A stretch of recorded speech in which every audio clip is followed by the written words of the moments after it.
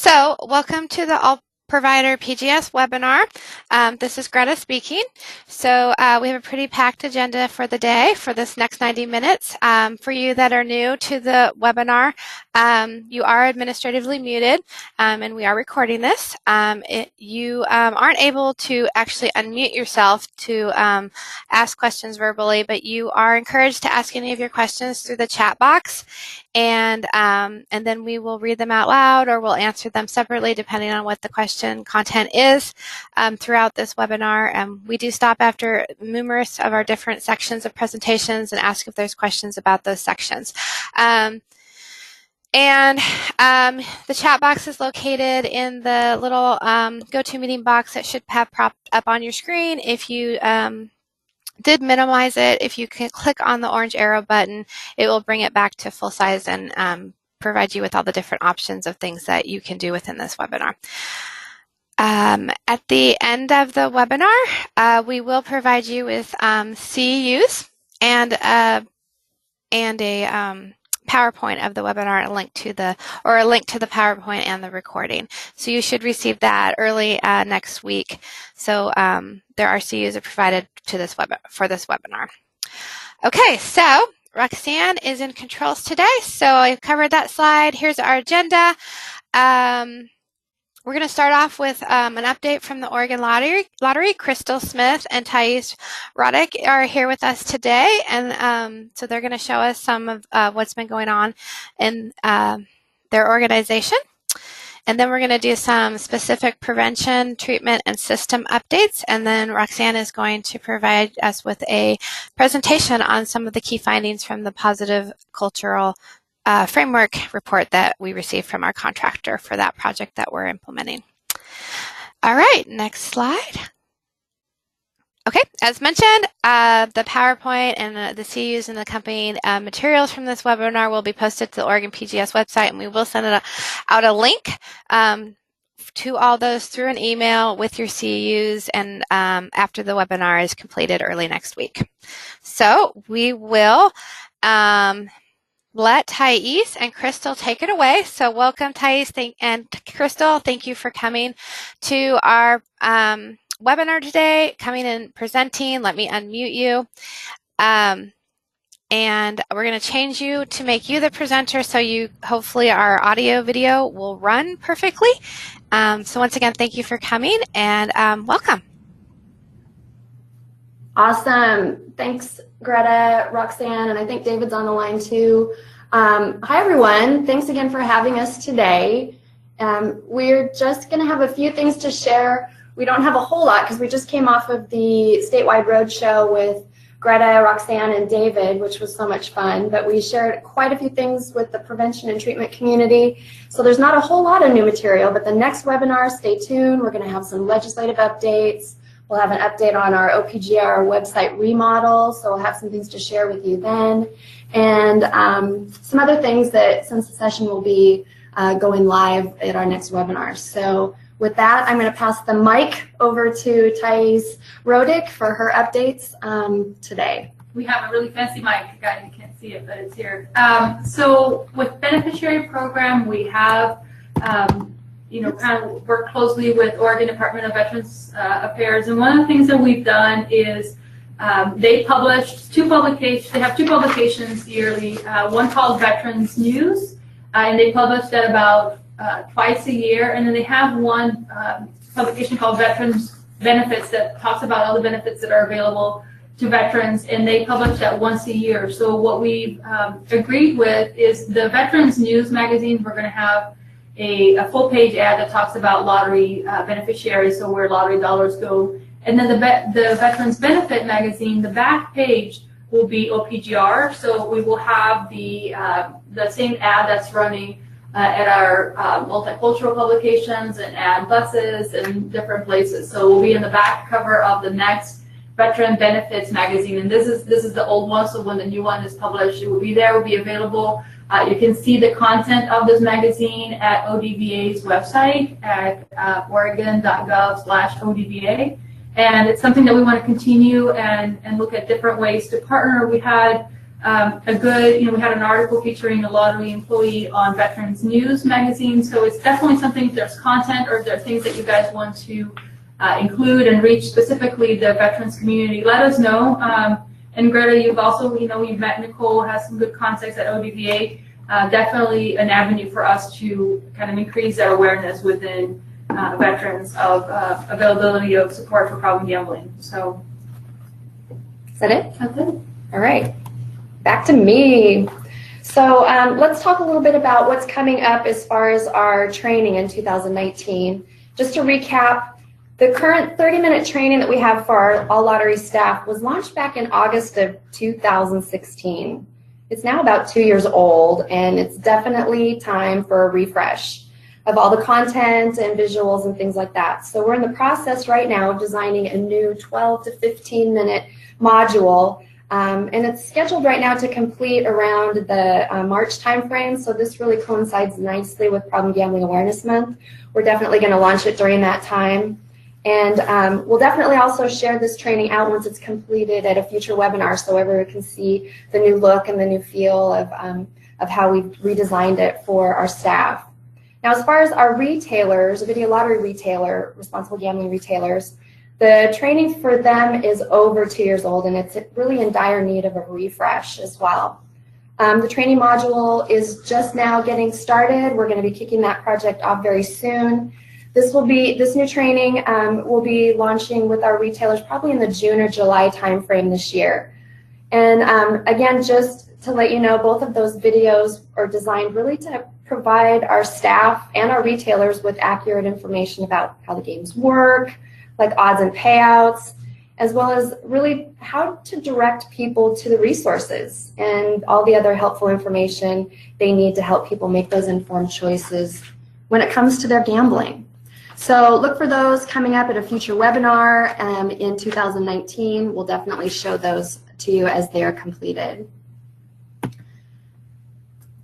Now some analytics. So the next two slides I'll be sharing with you include a lot of data points. So everyone, please hold your applause.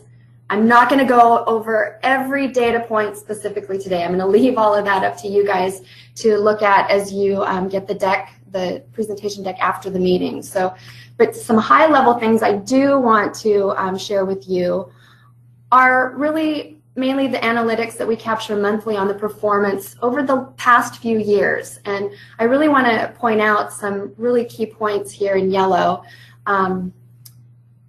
We had calls to the helpline at an all-time high in October, 323 calls to the helpline. November also saw the second highest of 272 calls. So hopefully these will stay consistent and we'll get some additional referrals to treatment, which have also stayed pretty consistent over the last few years. Capturing this information is really necessary, and it's part of the Oregon Lottery's commitment to our code of practice. We're required to report out annually on specific measures and accomplishments like this helpline data. And these analytics and a number of other things are shared in our data impacts report that we post annually. We are just in the process of completing that for all of last year's fiscal information. So that will be available in January on our website, and I will make sure I get a link to that to Greta or Roxanne, and they can forward that out to you so you guys can see it. Or you can just visit our website in about mid-month in January and you'll be able to see that. So as far as analytics on this page, you can see that texts and chats have really been a popular method of communication with the trained staff that monitor the helpline. And this is really no surprise to us because of the popularity of mobile devices. So we're hoping to see this either stay consistent or, even better yet, increase over the next year. A new data point that you will see us tracking are the number of people who are signing up for a new program called Motivational Texting Program. Now, this mobile program is an optional part of treatment and recovery process, and it's been out there for a little over, I believe, a year since it was launched. And just since then, about 477 people have signed up. And this is with no additional advertising. It's just the treatment and prevention people getting people in contact with the helpline to get them signed up. The types of messages you receive are really based on where a person might be in their recovery process, whether it's in the beginning of their recovery, they're in the recovery process, or even a maintenance stage of their recovery. This program is available even for family members and significant others if they need to tap into that, and it's also available in, I believe, Spanish. So it is in multi languages. The texting program runs about 12 weeks, and you can continue receiving texts if you would like by just calling the helpline and letting them know. They'll continue on with that motivational texting program. Just so you know, we are considering, as part of this year's strategic plan, developing perhaps a media campaign around the motivational texting program if it does continue to grow in its popularity. And that might be something that you will see at a future webinar, as far as if we do decide to run some type of an advertising campaign around that. And of course, we will continue to share these and other key analytics during any future webinars that we have and that we're invited to. So that's some analytics. And oh, the holidays, they are definitely here in full force, that's for sure. And oh my gosh, you know, today actually marks, what, 12 days until Christmas. Holy cow, that is just crazy. Sorry, I just panicked for a minute because I really haven't started my shopping. But for Oregon Lottery, the holidays are the highest selling season for our Scratch-It products. And Scratch-Its do make great holiday gifts and stocking stuffers, but of course we really want those to be for adults and not for anyone who's underage 18. So the Oregon Lottery is really committed to promoting the responsible gifting and Scratch-It campaigns during the holiday season. We're launching a holiday advertising campaign along with our standard product advertising. We always have a spot that emphasizes that lottery Scratch-Its are not appropriate for giving to minors, so no one under the age of 18. So I'm going to play a couple of videos for you, if you haven't already seen them, of our holiday spots. And the first one will be product advertising. Oops. Well, what the heck? Let's try this again, people. That was kind of crazy.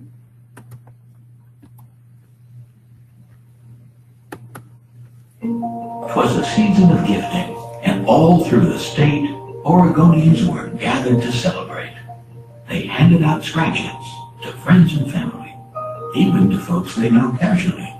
They know each ticket they give does good in the end, from Astoria to Harney, the Wallowas to Bend. Celebrate the season with holiday Scratch-Its from the Oregon Lottery. Lottery games are based on chance and should be played for entertainment only, not investment purposes. Odds and payouts vary by game. So now I'm going to play the Responsible Gaming holiday campaign. 'Twas the season of gifting, where the days become colder, when we give holiday Scratch-Its to those 18 and older. Lottery games are based on chance and should be played for entertainment only, not investment purposes. Odds and payouts vary by game. Sorry about that. That should have been full screen, so hopefully you can see that. These are currently running on our media schedule if you haven't already seen them. As far as statistics for that, our standard holiday campaigns are usually seen about 10 times per person during that 4 to 5 week run during the holidays. So that's a pretty good visual observation of our holiday campaigns during the holidays as well as any time of year. So that's pretty good. Let's see. Oh, I almost forgot. This year marks the 9th year that we have been partnering with the National Council on Problem Gambling, as well as other lotteries around the world to participate in the McGill University Holiday Campaign.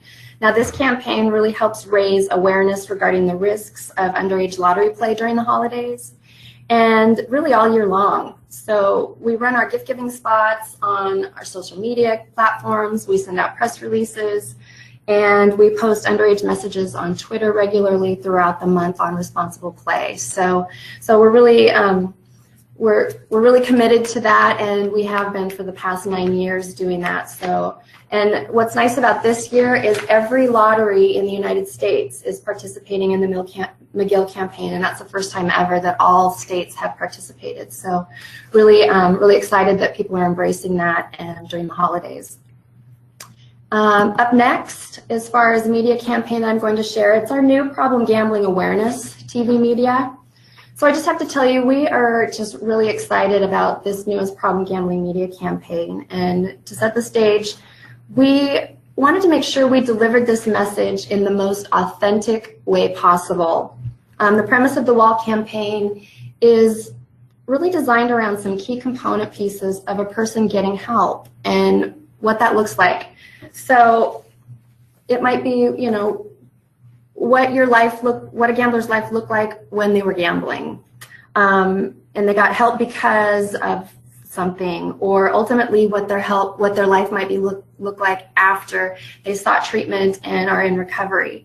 And this is also a natural component of other programs similar to Gamblers Anonymous and Alcoholics Anonymous. So with this campaign, we developed about 6 different spots that all have the same similar format. There were 4 English versions, and there were 2 Spanish versions, a female and a male Spanish version. What I'm going to do is I'm going to play both of the videos, and then I'm going to talk a little bit more about how we arrived at all of the content that you're going to see in these 2 spots. Hopefully they'll be full screen for you. When I was gambling, I felt out of control. I got help because I had no choice. It was free. Today I am trustworthy. Today I'm rebuilding my life because I got help. So that was the first one. This next one is the female significant other. When my partner was gambling, I felt ashamed. I got help when I didn't know what else to do, and it was free. Today, I am grateful. My partner's problem was my problem until I got help for myself. So those are the first 2 spots. All the words that you saw on the whiteboard in each of the spots were provided from actual people in treatment and recovery programs. And it was so important to us that we depicted the words and the phrases that really resonated well with those in the treatment programs. We worked really close with OHA and even Michelle from Emergence on an assignment of talking with those problem gamblers and others that are actively in treatment for their addiction and any others impacted by gambling behavior by capturing some of those words and what the progression was like for them. Some of the feedback was just very emotional and right from the heart, and we're so excited for this campaign, and hopefully that it's going to really resonate well with those out in the markets.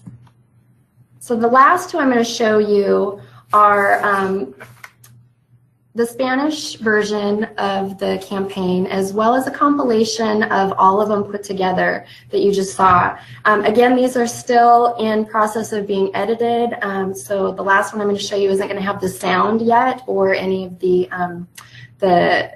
audio edits for that. So just letting you know, if you don't hear any music, it hasn't been applied yet.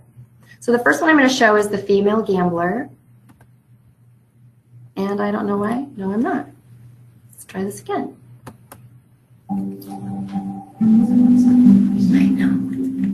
Cuando mi marido estaba jugando, me sentía avergonzada. Llamé a la línea de ayuda porque no sabía qué hacer y era gratis.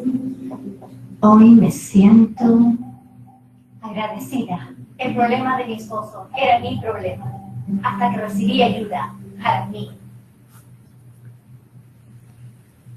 And finally,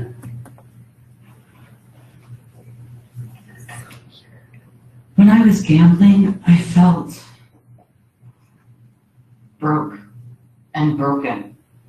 I got help because I had no choice, and it was free. Today, I am grateful. If you're ready to start a new chapter of your life Without gambling. call, Treatment is free, confidential. And it works. So those are some of the spots that you'll start seeing at end of January, 1st of February timeframe is when the media schedule is to start. So these will be out in the markets for you to see.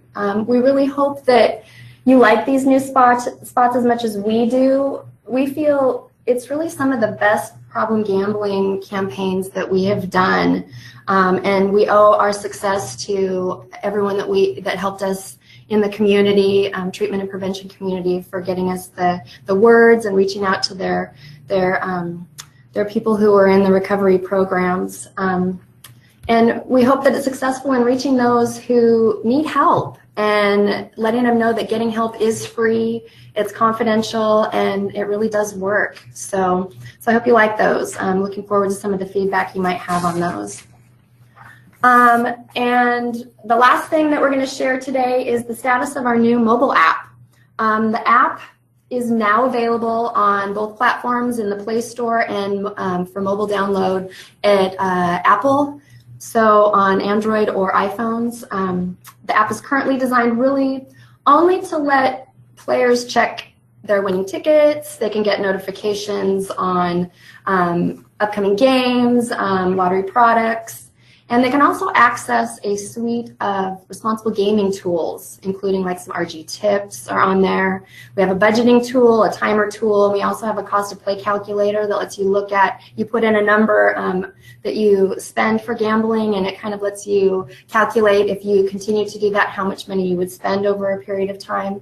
So I encourage you guys to download the app and check out some of those features. There's also an RG quiz that you can take. You can earn some badges, and you can also share those badges on your social media platforms, or you can use them as your profile picture on the app if you'd like. And again, you can't buy any type of lottery products on the app as it stands now. You can purchase a Keno ticket at a brick and mortar retailer and then go back and watch the Keno show on your app. So there's really no, you can't purchase anything on the app currently. The app was really launched just out of necessity, really, and at the request of all of our players. It's about convenience and utility for them, because they like to check their numbers, and most of the time they're not at a computer, they're on their mobile device. So the main feature really is for people to check their numbers. And it's also completely age-gated for controlling any possible underage play. So we've tested it numerous times, and it will always continue to have that age-gating feature. Now, we will be introducing updates over the next few months to the app, so I really encourage you guys to download the app so you can take a look at some of those features and just see how the app functions, and also how we are using the RG tools as ways to educate people on how the games play, myths and facts, and other things like that. So that's it for us. And as always, thanks so much for the opportunity to share the information with all of you today, and look forward to hearing some of your feedback. Thanks, Crystal. That was great. I do have one question for you that was sent in. Are the two holiday ads with and without the message for underage play running with equal time? So are they both running the same amounts of time and running equal as far as prime time slots? So that's a very good question. They are running in primetime slots, but they'll be running opposite each other. The product will run, and then when that's not running, the problem gambling ad will run. And I can confirm that, but off the top of my head, that's the plan for the spots. When product is running, the RG will not, and when the RG is not, the product advertising will run. So hopefully that answers your question. Great, thanks. You bet. So thank you for presenting. Oh wait, I have another question. Yeah. The new RG features on the app are great, particularly the budget feature. How is the app ensuring no underage play? Are they requesting some type of identification? So when you sign up, you have to put your specific information in as far as who you are, your age, and then it goes through a process to verify that the age is over 18. That's the only verification step. If we do go to purchasing online, we will have a second step where your information will be checked as far as driver's license records and matched up to make sure that you are over the age of 18. But currently we only have you putting in your birth date.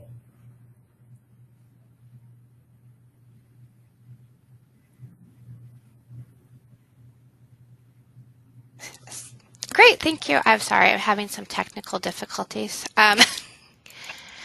Okay, all right, now I see things. Okay, sorry, my screen went blank and I kind of lost everything. So thank you for bearing with me.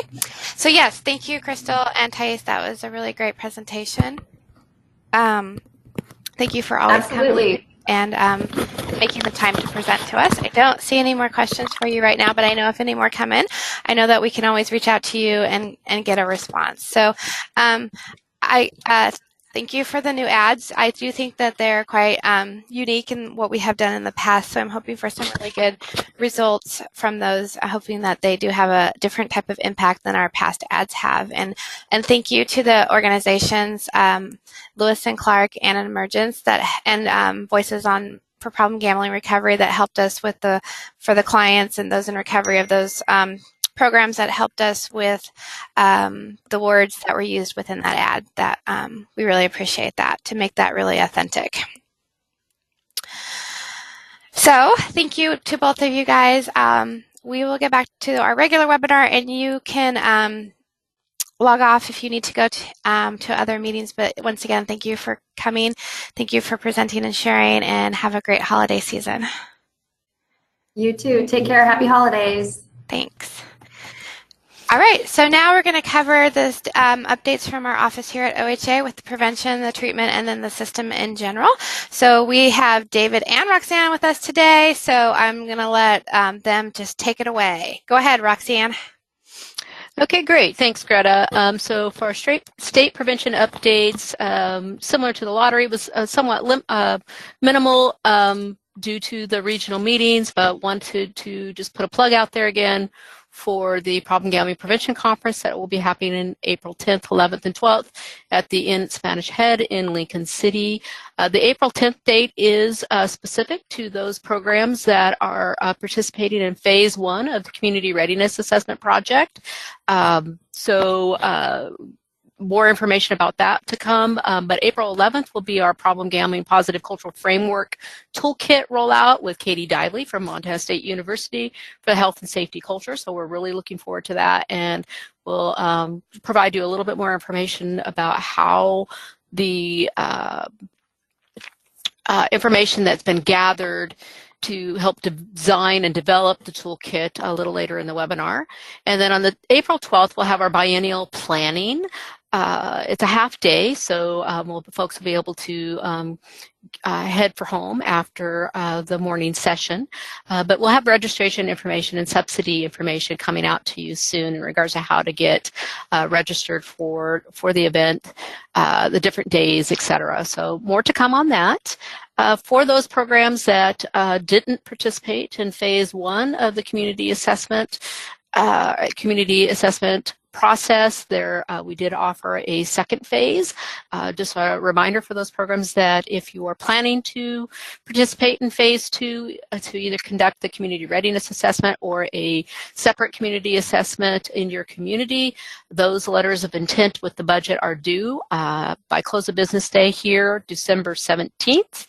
So if you're planning on submitting, please do so by the end of the day, Monday, this coming Monday. We have made a change. Oh, I'm sorry, we'll go back here. The new prevention coordinator training, there's some new trainings that will be coming in 2019. We'll have a Problem Gambling 101 webinar we'll be offering, as well as a Prevention Science Foundation webinar that we'll be providing for our new prevention coordinators. All along at the same time, we are developing some online platforms that will then be able to hold those courses for people in the future. But if you're waiting for some training, there's some things going to be coming out in 2019, so stay tuned for our prevention folks.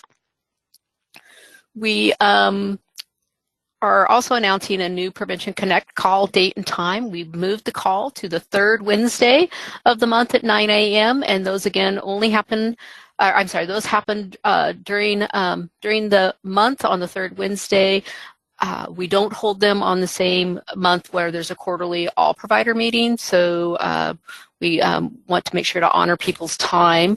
But we did shift those meetings to the third Wednesday, partly due to some requests from some providers about difficulty attending, as well as the Oregon Healthy Teen Survey Committee meeting was being held during our previous call time. So the details for registering, or well, actually these are done as go-to meetings, so there's no registration, but the link for the go-to meeting can be found on the workforce development page for the Oregon PGS, as well as we send out emails about that in the future.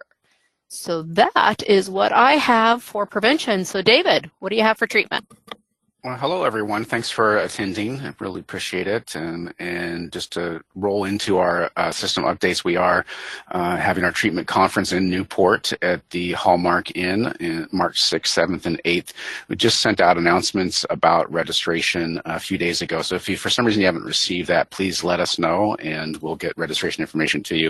It is an Eventbrite registration, and there's 2 different registrations because we will be having a pre-conference on early engagement and military culture, as well as our main conference with Lori Rogel as our featured speaker. So she'll be talking about co-occurring disorders, working with gambling, also her perspective on GBERT, and also self-care for counselors. So make sure you register for that. It's going to be really fun. We're also going to do a screening of Owning Mahoney in the evening on the second day, or actually the first day.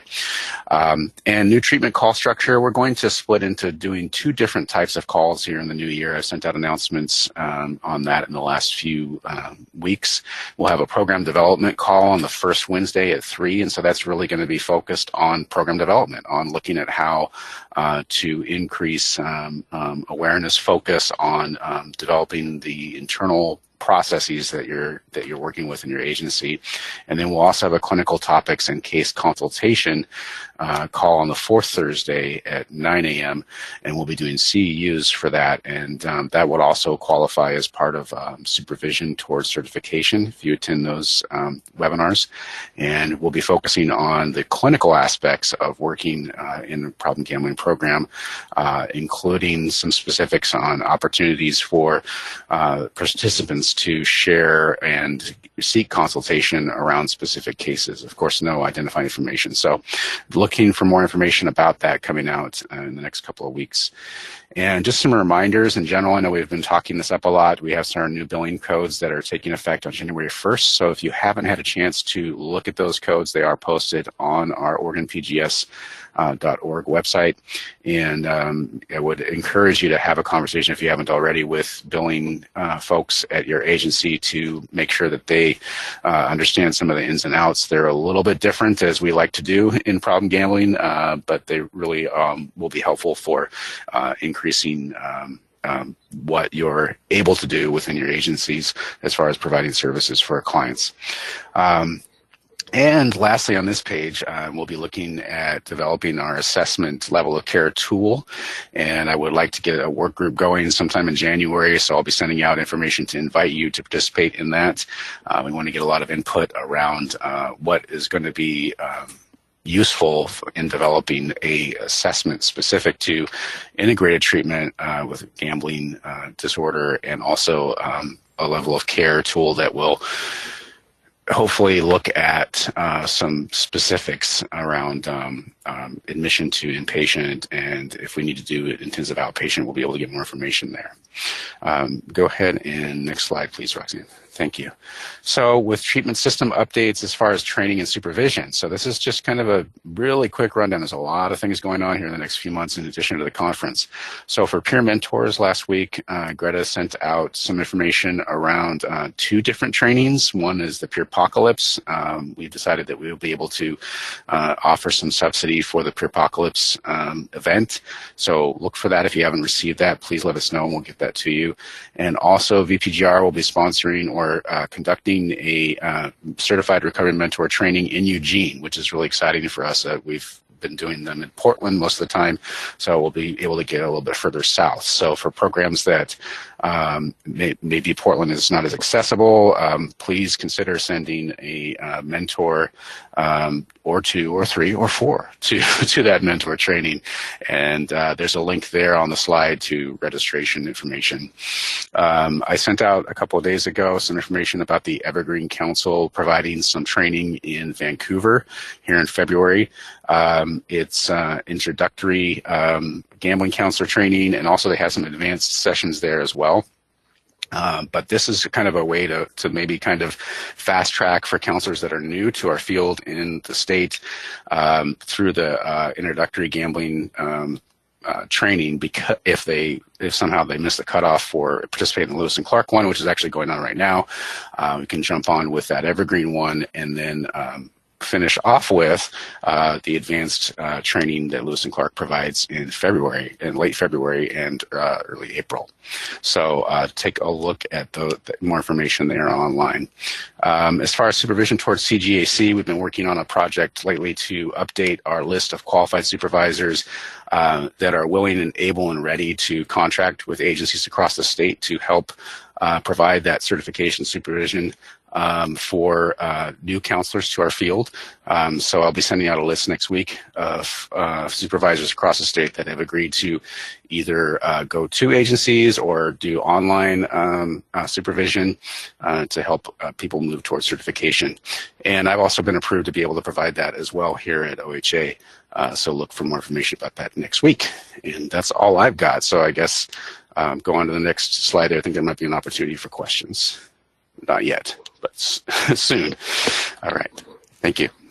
So, David, I just wanted to add, just because it's really hot off my email, that we were looking at holding a Lewis and Clark gambling pre-certification counselor course in May or June of 2019, the part 1 that had just occurred up in the Portland area and is just completing this weekend.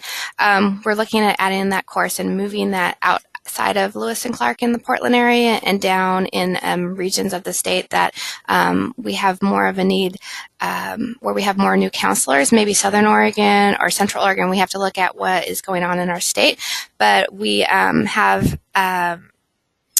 received approval that is possible, that we can move that class. So you will be seeing that class being offered in late spring of 2019 somewhere else around in some other part of the state besides the Portland metro area. That's great. That's awesome.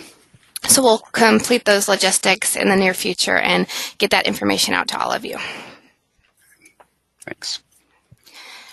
Okay, so it's my turn. So I am going to do the state system general updates, and I'm going to talk about, briefly talk about the Problem Gambling Services Workforce Development Report that we have just finished up.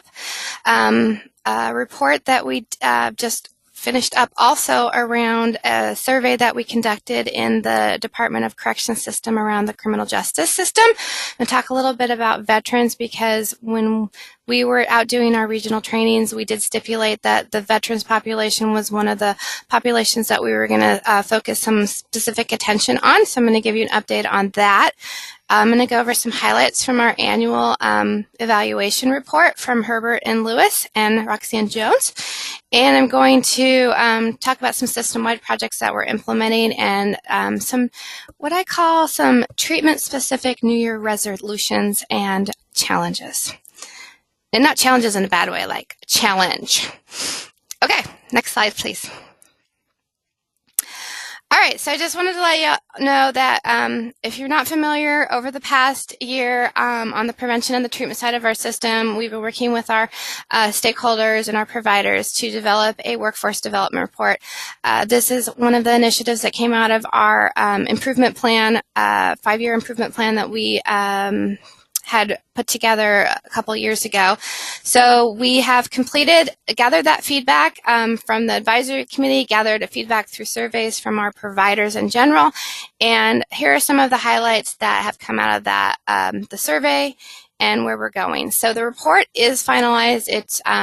It hasn't been posted to our Oregon PGS website or publicized yet, but we will do that over the next week in case you're looking for something to read.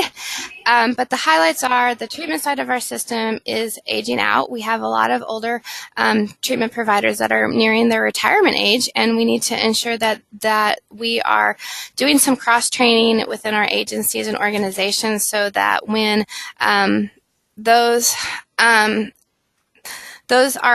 reach retirement age, we have a good transition, and we're not having a big lull in our system as we try to find someone else to provide those services. So we want to do a lot of cross training within our agencies, and not only is that a good thing for people who are nearing retirement, but it's also a good thing to have in our system in case of people go out on medical leave, unexpected medical leave, people go on vacations, or people just go on to different opportunities. It can have a big hindrance on our system when we lose a counselor and there isn't a replacement there to step in for us. So that's one thing we'll be working on through our workforce development efforts. One other thing that came out of our report and all the efforts is that there's a lot of interest and energy on the prevention and the treatment side for a need for professional mentors on both sides of our system. So basically, what I mean by that is that both sides of our system really would want to see some type of mentorship program, connecting those that are new to coming into our systems with those that have been around for a while. So a professional peer mentor system. We also found there is a gap between experienced people within our system and newbies. So that was on both sides of the system. So when we look at workforce development, trainings, and different opportunities, we need to really look at what do each side of the system need and try to in order to meet those needs. I think we do a much better job on providing trainings to those that are new in the field with our prevention coordinator trainings and our pre-certification trainings on the treatment side, but we have a gap on providing additional knowledge and trainings to those that have been in the field for a while and are more experienced. On the prevention side, another thing that came out was what keeps them in their jobs is their passion around working in the community. So that's nice to hear. And on the treatment side, it keeps them in their jobs is their passion for working with this clientele. So that's really exciting stuff. Like I said, out of the when you see the report, you're going to see a lot of different recommendations, a lot of different data that we're now going to have to look at and really prioritize and develop some implementation plans and timelines around what has been asked of us, and we have to do that based on the resources that we have. So we haven't necessarily received any additional resources to implement some of these recommendations. So we just need to look at what can we do with the dollars and the resources, which means staffing and time that we have, and try to move our system forward. So there will be more discussion around this plan as David, Roxanne, and myself can really dive into it and determine where we're going to go from here. So I think in the next All Provider webinar in March, you're going to hear a lot more about this plan. We'll be ready to discuss it a little bit more in depth. But we will post that on our webpage, and we will send an email out to all of you letting you know where it's located in case you want to look it over, give it a good read, and always provide us any feedback at any time. Next slide.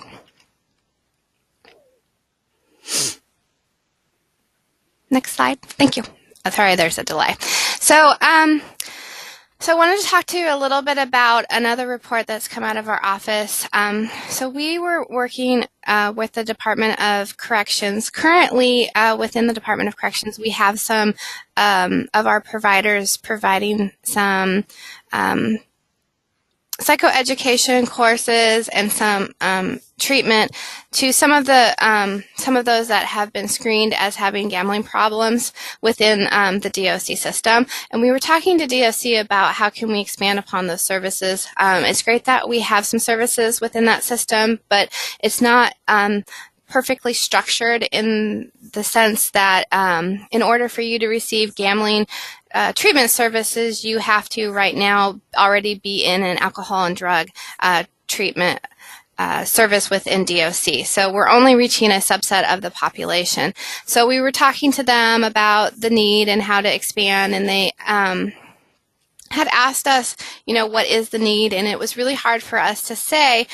We can base that on what we read from national research studies about problem gambling prevalence in the criminal justice system, but we didn't really have any information here in Oregon. So they offered to conduct a survey within their organization of all the intakes that come into their system, and they conducted that survey from August 2017 until March 2018. So we had slightly over 1,000 participants complete the survey in that time frame out of almost 4,000 that were offered it. So it was a voluntary survey. What came out of the survey was approximately 87% of those that took the survey indicated So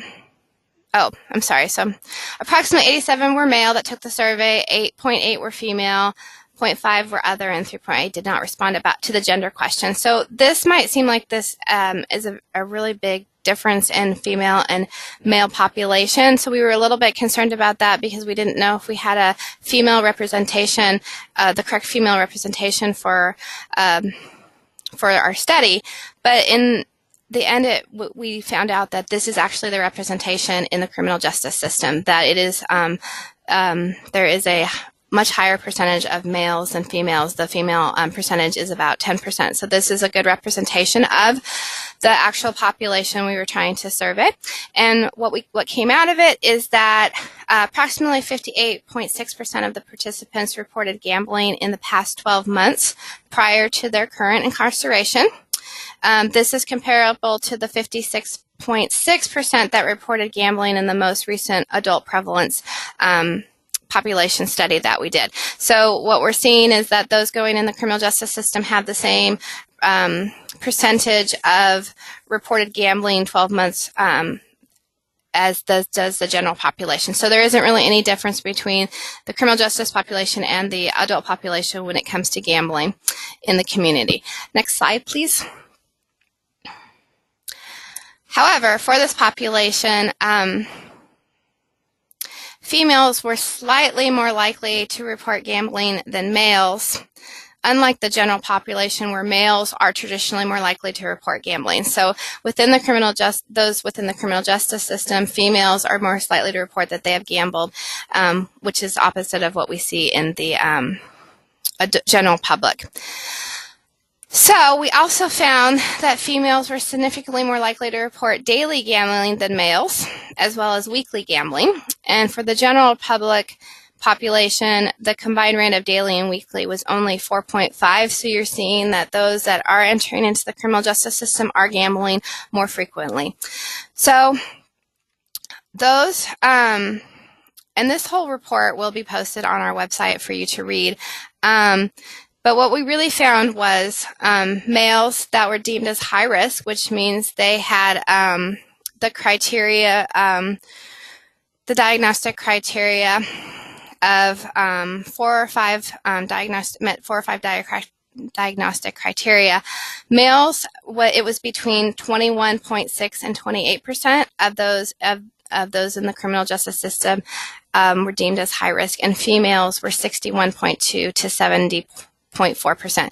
And the reason there is a range in this percentage is because we're using 2 different scales to determine the prevalence of this population. We did that also in our adult public population prevalence study, and that's the recommendation based on the tool that we did. Probably should have Tom talk about this report a little bit more, but I don't think that he joined us today.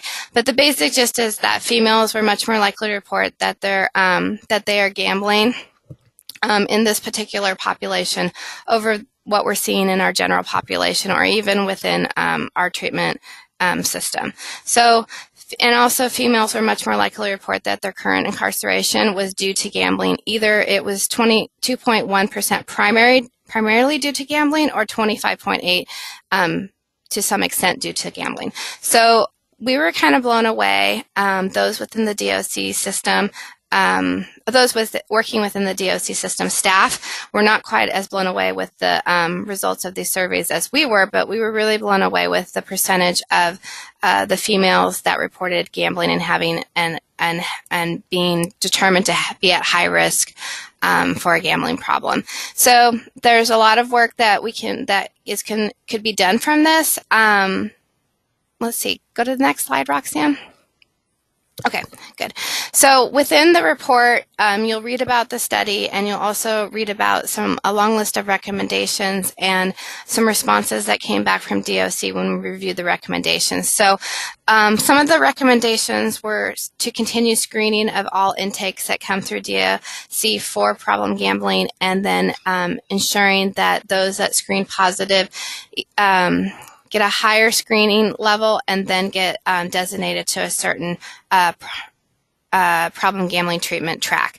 So so that we want to have our own separate problem gambling track within the DOC system for treatment, and so that people do not have to go through the substance use disorder track in order to get services. So you don't have to have a substance use problem in order to get problem gambling treatment services. Also, we want to see just general education around problem gambling and the risk of problem gambling for this population in the general population of DOC. So if you don't screen in as being at risk, that we want you to be able to ensure that they're going to also get some education around gambling, the risk of developing problem gambling in this population, or so that if they are to be released, that they are more aware and informed about what they might encounter when they come back out into the community. We're also hoping that there'll be referrals to community resources during the release planning process. So that would be out to our treatment providers. And we're also hoping that PG education will occur training for those correctional staff that work within the system. So there's more to come about this, and there will be more sharing in the future at our future webinars about our process and our progress on how we're implementing these recommendations with DOC. So like I said, we'll get that report out on our webpage, and also send you a link in case you want to read more about that and review those recommendations that we're trying to move forward. Next slide. All right, so we mentioned at our regional trainings that veterans and service members was one of the focus areas that we were hoping to look at in the future year. So I wanted to let you know about an OHA initiative, Veterans Initiative, that is happening at our office. It has 4 parts. The first part is to hire a full-time FTE position known as a Veterans Behavioral Health Liaison here in our office, and we have done that. So we have a person who's working on veteran-specific behavioral health issues now in our office that we can consult with and work with, and so that's really great. Also, and through this initiative, we also received some additional funding. I don't mean we, but OHA received some additional funding. And with that additional funding, they're going to hire that position, which they did, and they're also going to provide 9 veteran suicide prevention trainings to behavioral health providers. So right now, they're in the process of doing an RFP to a request for proposal to get interested parties who would like to present those trainings, and then once they do that and design their training curriculum, they will be offering those trainings. So I will keep you guys aware of when those trainings might be offered in case you're interested in those. I don't know any more specifics about what exactly the training will look like. And then another part of the initiative is the development of veterans peer support specialist positions through the CMHPs. So they have put a application out to the CMHPs for funding to hire a veterans peer support specialist. That application is currently out. I think it is due today or tomorrow. So it does provide the opportunity for each CMHP, all 37 of the CMHPs, to apply for those funds. So we will eventually get a list of who did apply for the funds, and we can let you know if your county did decide to go that route and is hiring a veteran peer support specialist, as it might be a good person for you to connect with and for you to ensure that they have some problem gambling information in case that comes up with the services that they're providing, and that they're aware that we do have treatment and prevention services here in the state.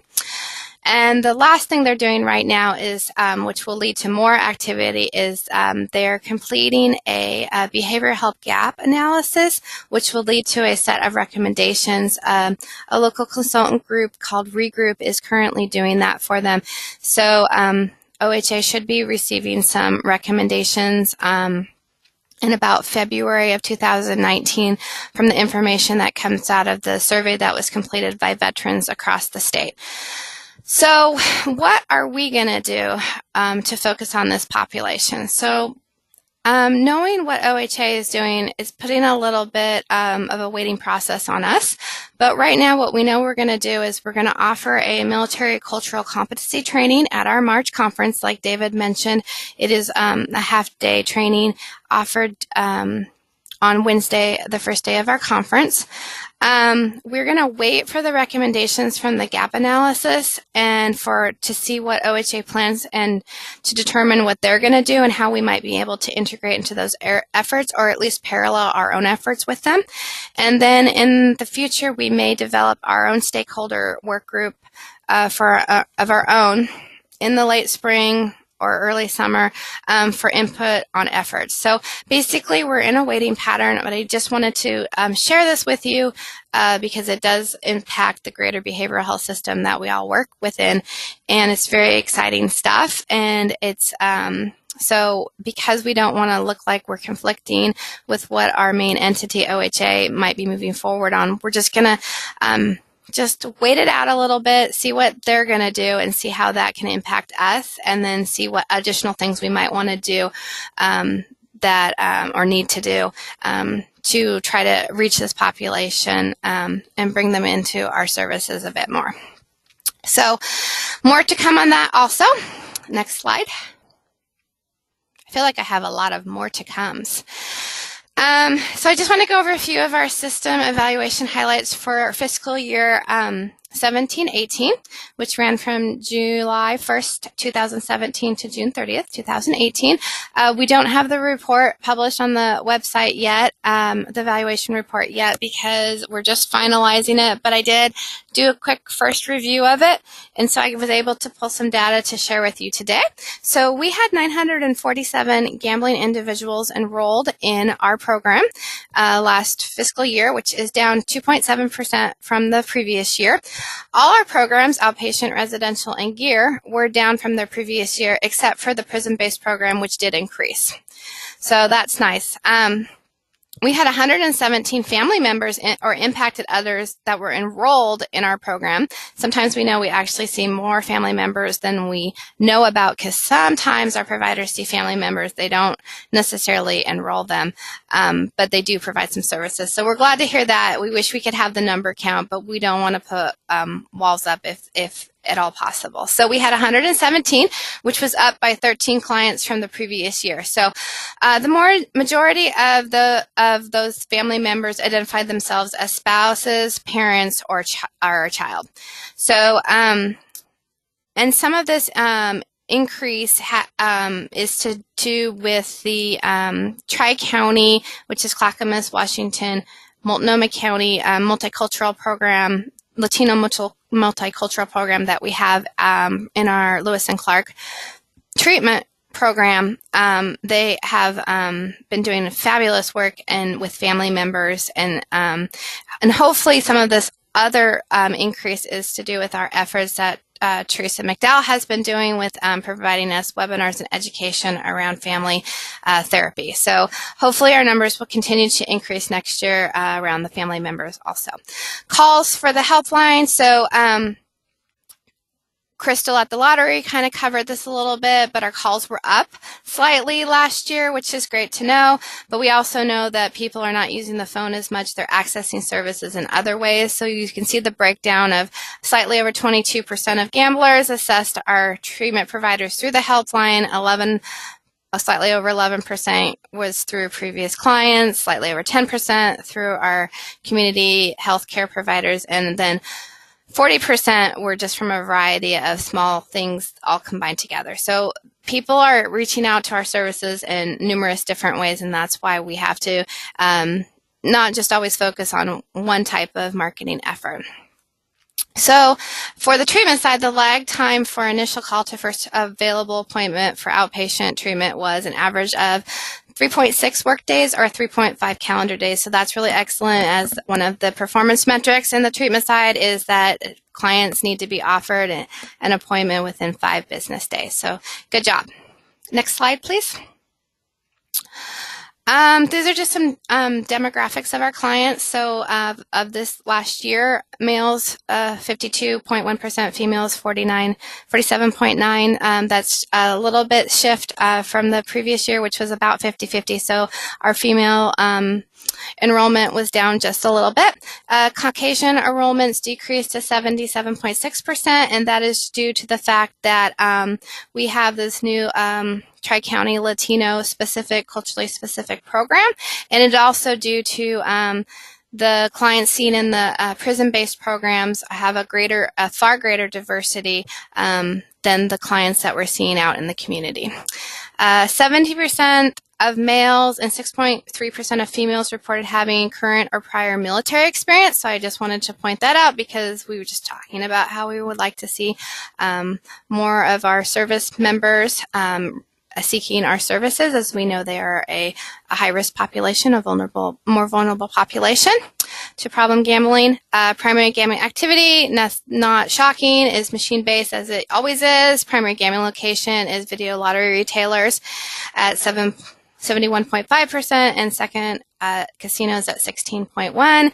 Our 6 months completion, successful completers absent rate was, so when we follow up with our, with those that volunteer to be followed up with, and we follow up with them after they have successfully completed our treatment program 6 months later, we found that their abstinence rate was 51.1%. So that's really great. Approximately 27.8% of our clients reported to their counselor of having thoughts of suicide in the past 6 months, and we highlight that as to the counselor because we found on the client survey form that they fill out on their own that the rate of that their thoughts of suicide was even greater when they didn't have to report it directly to a person. Approximately 32% reported having any type of prior SUD treatment episode of care, and approximately 35.9% reported having prior mental health episode of care. So we know there's a high co-occurrence with problem gambling, and so we know that many of our clients have seen other types of behavioral health services, and that's just validating that.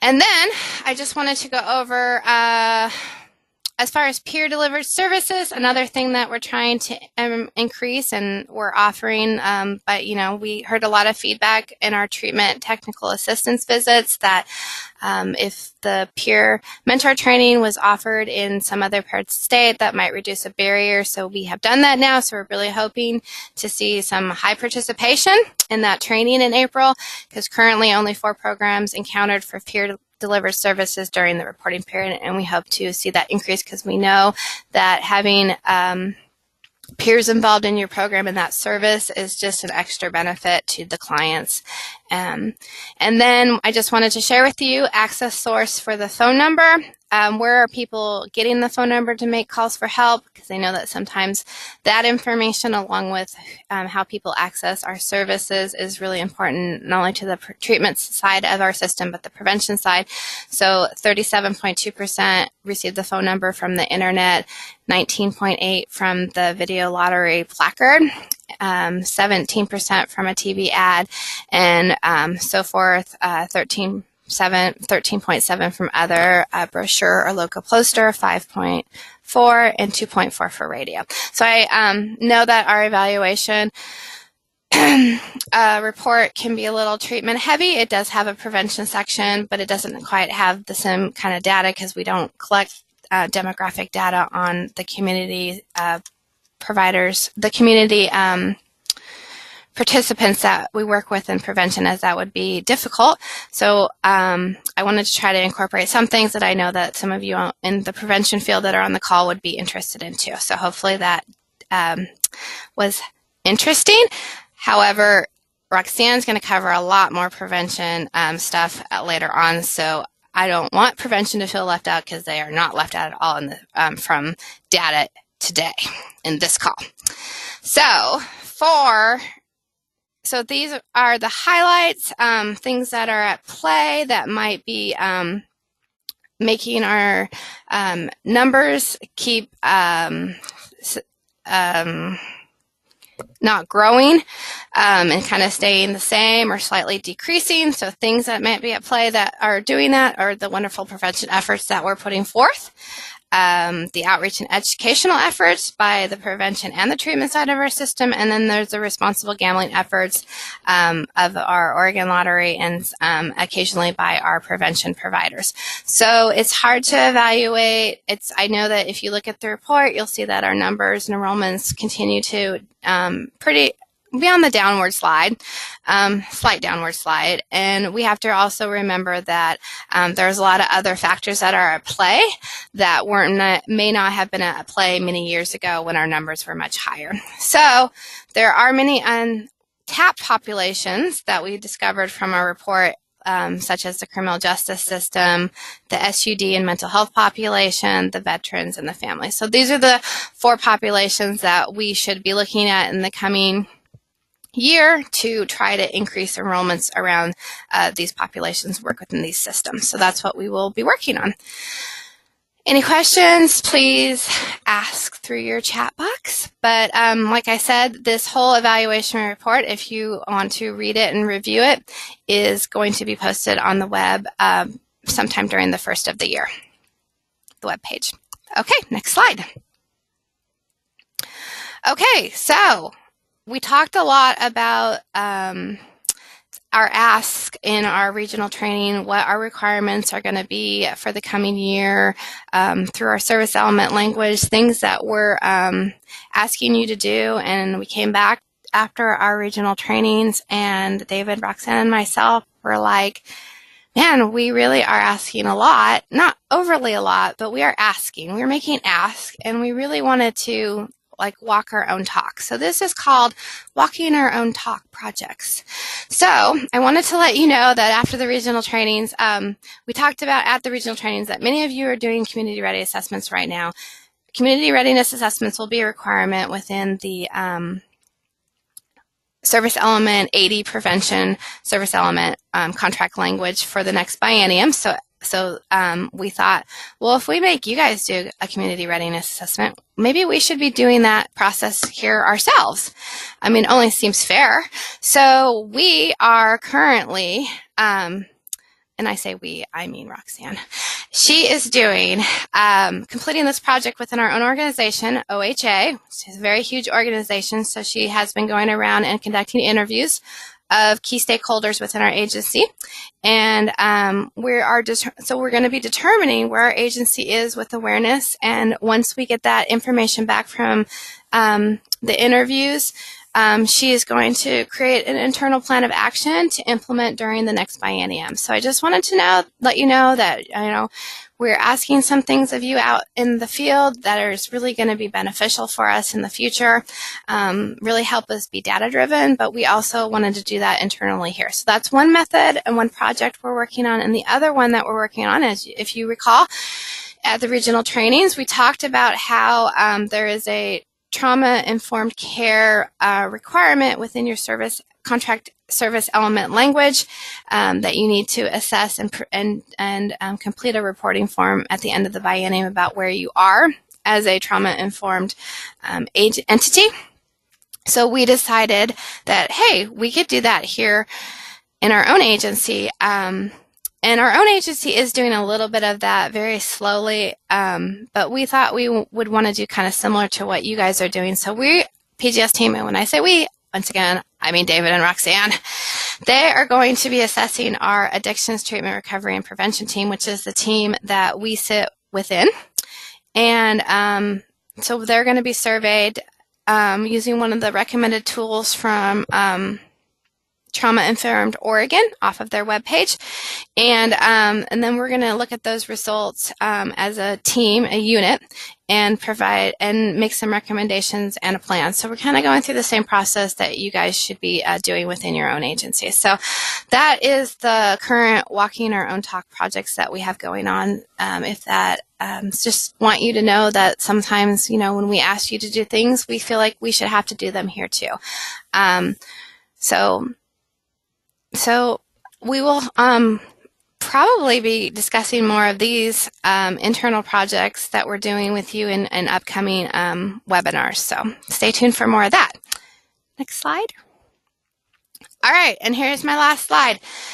So here is the treatment New Year resolutions and your challenge. So at the regional training, we did a lot of discussion on the treatment side around the GBERT model. It was discussed by David. You were trained on it. You talked about it. He's modeled it at those regional trainings. Since that regional training, he has been providing, when requested, some additional technical assistance to providers on this model. So what is the outcome of this model if we use it? We should have better informed agency staff. We should have an increase in the usage of our in-reach codes and encountering for those codes, and it should lead to more referrals and enrollments. So in fiscal year 17-18, we had 947 gambling individuals enrolled into treatment services. So this is going to be our baseline number that we're going to use, and your resolution, I'm making a resolution for you. Your challenge and your goal is we would like to see an increase in the statewide number by 10% by the end of fiscal year 19-20. So that is June 30th, 2020. That is slightly over 18 months from now. And if we were to receive a 10% increase, that means we would have a minimum of 1,042 gambling individuals enrolled in fiscal year 19-20. That's very doable. Thank you, David. Yes, my cheerleader in the background. So, you know, we hope that each program would attempt to increase their, would look at their fiscal year 17-18 enrollments, which you can get that information from David. You can get that probably from the information you're getting from Herbert Lewis. But if not, you can get that information directly from the evaluation report that I was just talking about that will be posted on the web in a few weeks. You can see what your baseline number is, and you can see what it is, what your program had been through during that past year. You can implement these new things that we're suggesting, and we think every program can attempt to increase by 10%. And if they do, we will reach our goal. Now, some programs will probably, if they really work hard, will increase by more than 10%, and some programs might have difficulty because we do have like vacancies and staffing changes that are so out of our control. But we think with those different factors, some programs will compensate for other programs that are struggling, but we really think we can reach this 10% goal. So all the programs have been trained, and you have 18 months to implement and demonstrate results. So, and I just want to know, we're going to continue to talk about this. I'm going to send an email out to all the treatment providers in the new year about this effort, and we here are still here to support this effort. So we're not just asking you to do it and dropping the ball. We want to help you do it. So please engage with us and talk with David and see what we can do to help you implement this GBERT program or other programs that you think are would be successful, or any other efforts to reach this mark. So that is the treatment New Year's resolution challenge. Now, I know prevention's like, hey, where's our resolution and challenge? Well, I haven't forgotten about you prevention people yet, but I am not giving you a challenge this year, maybe next year, just because you have a lot of things on your plate right now. A lot of things are rolling out on the prevention side, and we have to wait for all that data to come in and see what challenge I might come up with. So that is the end of my presentation. All right, I don't have any, I don't have any questions. I have a few comments to people commenting to me, but I won't read their comments to me about my sarcasm.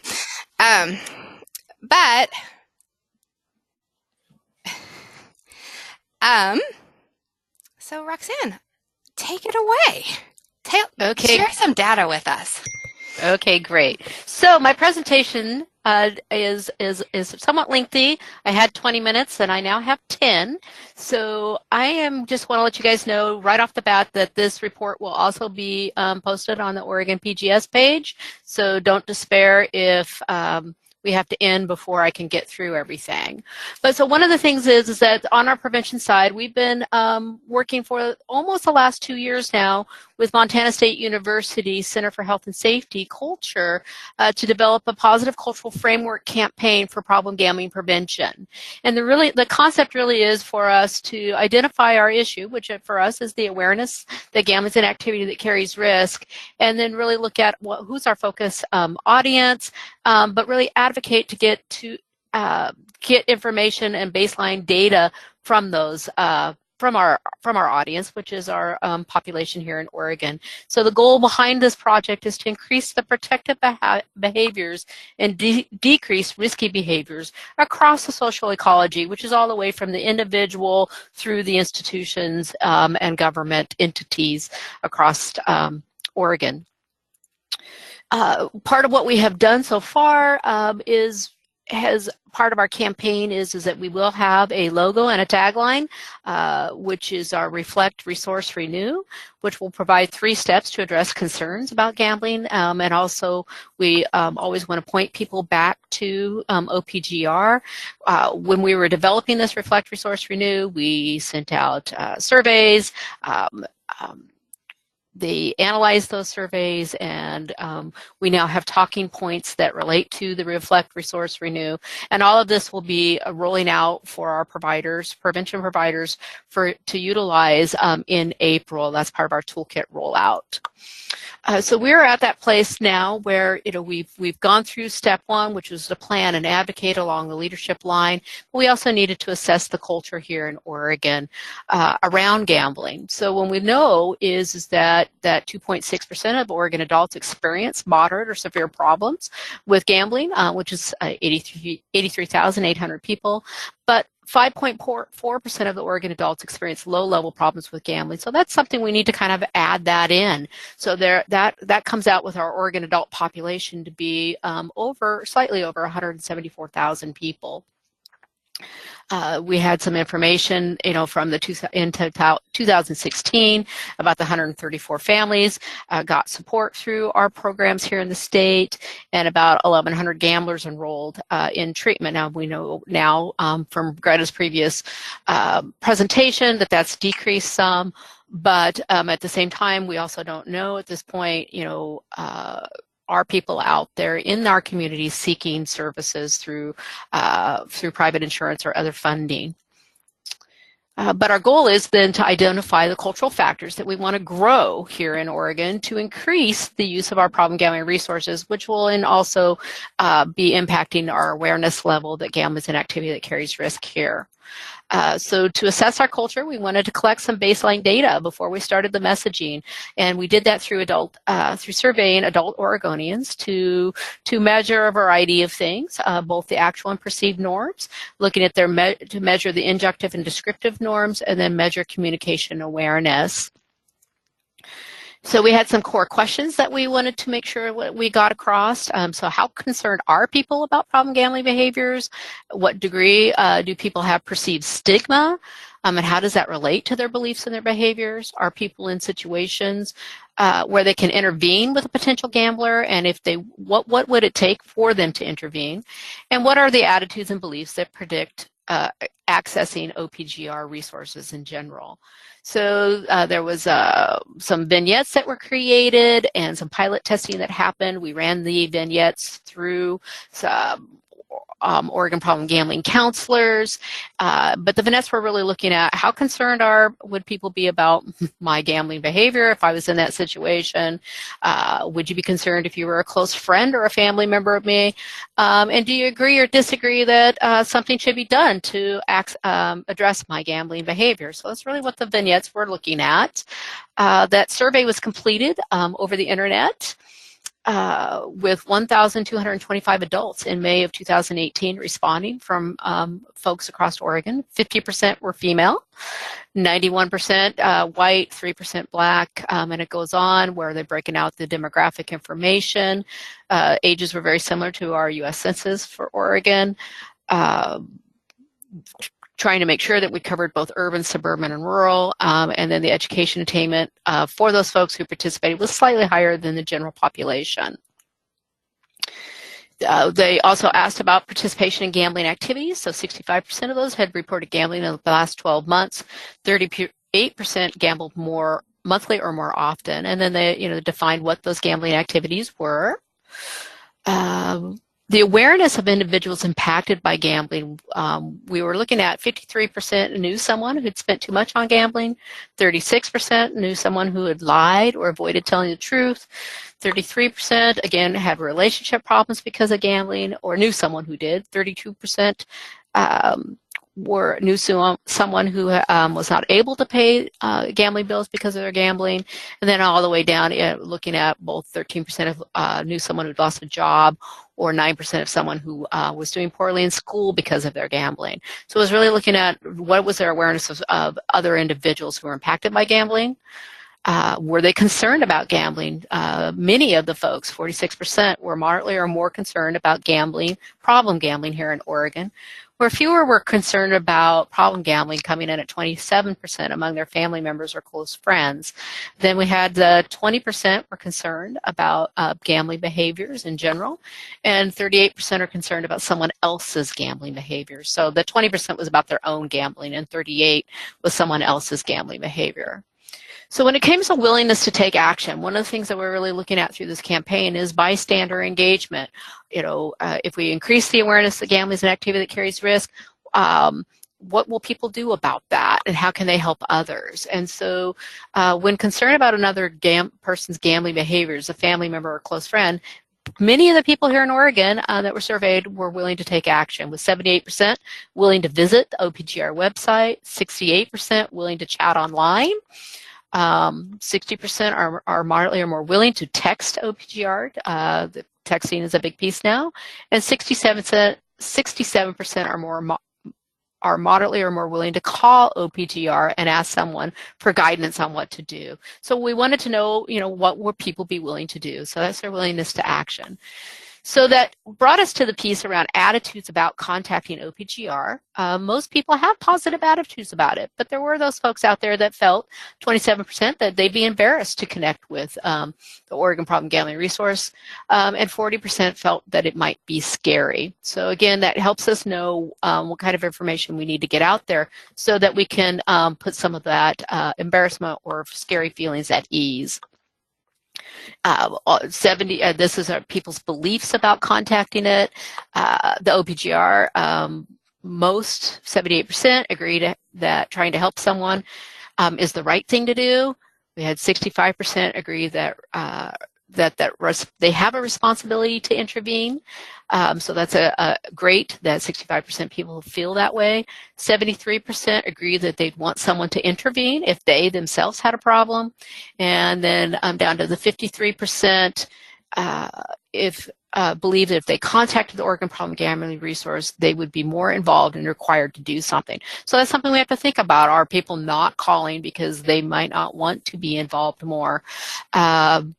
And then, we get down into these numbers down here. The 13%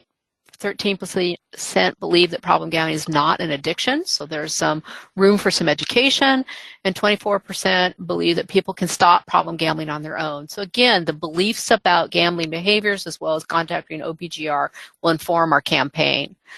Acceptance about doing this or about contacting OPGR, we're looking at 70% believe it's acceptable. But then there's that piece around 35% do not believe that their friends would find it acceptable. So they think it would be fine to do it, but don't believe their friends believe it would be okay. 31% do not believe that their family would find it acceptable. So if they would be in conflict with themselves about doing that, contacting it. 60% do not perceive that most people who gamble would find it acceptable. And then there's that piece around 61%. Do not perceive that most people who have a problem with gambling would find it acceptable.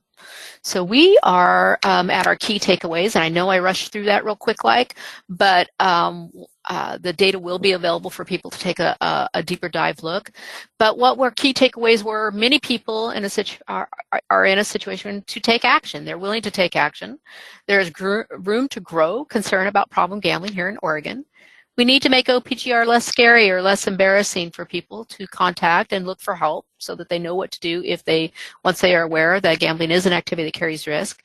And we need to normalize intervening, helping people feel comfortable with that if they want to reach out to someone else in regards to their gambling behavior, and then increase knowledge and comfort in general in contacting OPGR.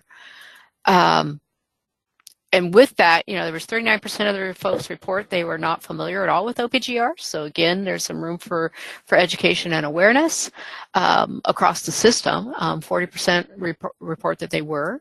43% report they're not at all familiar with that OPGR provides free and confidential problem gambling treatment. So again, some work there, and this it falls on the treatment side as well. Making sure that people are aware that treatment is free and is available. And then 44% report they're not at all familiar with OPGR, that it provides free guidance for people who are concerned about someone else's gambling behavior. So that gets us to our family piece. And I realized I had these slides out of order. So that was a little bit, our key takeaways shouldn't have happened yet. But we are at questions now. And so Greta, I don't know if you've had any come in. I do not have any questions at this time that have come in. Okay. So again, that information, I knew I kind of flew through it, but the report itself will be posted on Oregon PGS. Additionally, the toolkits, once they become available, our prevention community will be rolling those out because there's the whole awareness component of that, but also how do we make sure that people are aware of what resources are available out there for them. So with that, here's your contacts for problem gambling services. We have Greta's and David and myself's information, and the final notes, PowerPoint, the company documents, the CEU certificates will be emailed out next week. We really appreciate all of you hanging out with us and participating in this webinar, and also for all the work that you do every day out there in the communities to make sure that we are building a strong and healthy Oregon. So thank you so much. Greta, do you have any last minutes? Nope, I just wanted to say, as you can see, this is a lot of information that we presented today, a lot of data, a lot of opportunities that are going to be happening in the coming year. So that's really exciting, and I just wanted to wish you all a happy holiday season, and I don't know if David had anything to say. Kind of put him on the spot now. Not any more than what was already said. Thank you very much for everybody attending. I really appreciate that.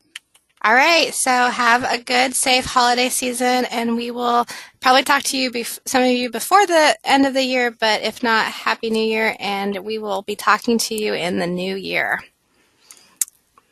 Thank you for participating. Have a great day.